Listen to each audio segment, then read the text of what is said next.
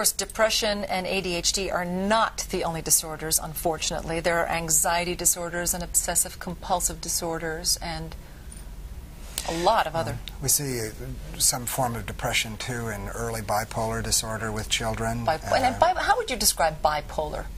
Well, it's interesting because people often think of it as periods of real highs and real lows. Or manic depressive, like we hear. It's not which that? We see in adults. Well, we see a variation of that more likely with children, where we see wide mood swings, but it can happen in a very short period of time, in minutes or hours, where we see the aggression, the pressure, the mood swings. Sometimes we can see it coupled with violence, but we can see that happen in a much more compressed period of time than we do with adults or even with adolescents. So a lot of our children in this country are suffering, and if they're misdiagnosed by their own parents, they're seen as misbehaving and certainly not getting the kind of treatment they want and they need. But if they are fortunate enough to find a doctor like you and a lot of other doctors who know how to diagnose these, they're getting the right treatment, correct? Well, we hope so. As I said earlier, this is a bit of an art. It's not totally a science. So sometimes we may pick a medication or we may pick a particular treatment that doesn't work as well as we hope the first time. Should we be giving our children Prozac, Ritalin, these kinds of scary-sounding drugs that sound really potent?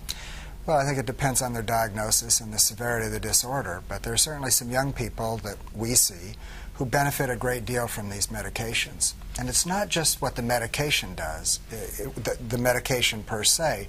There's a sense that if these kids get to where they relate better to other people, where they're not always in trouble, where that doesn't get incorporated into their sense of who they are and how they're seen by other people, that we make a big change in the direction that they go ultimately. That's a huge point, because that affects self-esteem, and then that affects their behavior, and it becomes a domino effect. Sometimes I use the analogy of like staking a plant. If you have a plant that's kind of growing in a bad direction over towards the light, and it's about to topple over, and you stake it, that after a while it begins to grow in that direction, and you can later pull the stake away and it keeps growing in a good direction. That's a great analogy.